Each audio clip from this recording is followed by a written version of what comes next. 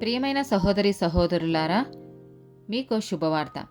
2025 సంవత్సరంలో మొత్తం 365 అంశాలను మీతో పంచుకోబోతున్నాము. జనవరి 1వ తేదీ నుండి ప్రతిరోజు ఒక అంశము మరియు దానికి సంబంధించిన వాక్యమును పంచుకుంటాము. దయచేసి ఆ వాక్యములను వినండి, ధ్యానించండి మరియు ఆశీర్వదించబడండి.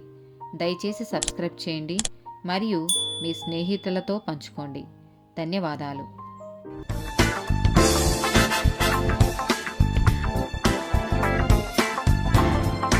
122nd డే టాపిక్: కొద్ది విషయాల్లో విశ్వసనీయంగా ఉండడం. నిర్గమకాండము 17వ అధ్యాయము 8 నుండి 13 వచనాలు. తరువాత అమాలేకీలు వచ్చి రెఫీదీములో ఇశ్రాయేలీయులతో యుద్ధము చేయగా మోషే యెహోషువతో, మన కొరకు మనుషులను ఏర్పరచి వారిని తీసుకొని బయలువెళ్ళి అమాలేకీయులతో యుద్ధము చేయుము. రేపు నేను దేవుని కర్రను చేతపట్టుకొని ఆ కొండ శిఖరము మీద నిలిచెదనెను. యెహోషువ మోషే తనతో చెప్పినట్లు చేసి అమాలేకీయులతో యుద్ధమాడెను. మోషే, అహరోను, హూరు అనువారు ఆ కొండ శిఖరమెక్కిరి. మోషే తన చెయ్యి పైకెత్తినప్పుడు ఇశ్రాయేలీయులు గెలిచిరి. మోషే తన చెయ్యి దింపినప్పుడు అమాలేకీయులు గెలిచిరి.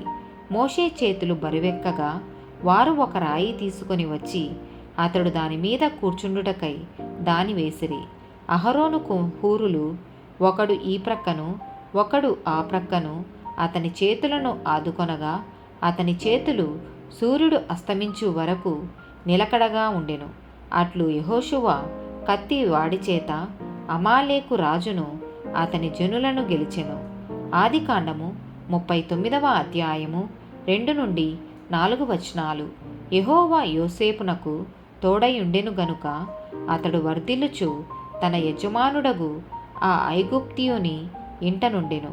యెహోవా అతనికి తోడయుండెననియు అతడు చేసినదంతయు అతని చేతిలో యెహోవా సఫలము చేసెననియు అతని యజమానుడు చూచినప్పుడు యోసేపు మీద అతనికి కటాక్షము కలిగెను గనుక అతని యొద్ద పరిచర్య చేయువాడాయెను. మరియు అతడు తన ఇంటి మీద విచారణకర్తగా అతని నియమించి తనకు కలిగినదంతయు అతని చేతికి అప్పగించెను. మత్తయి సువార్త 25వ అధ్యాయము 21వ వచనము.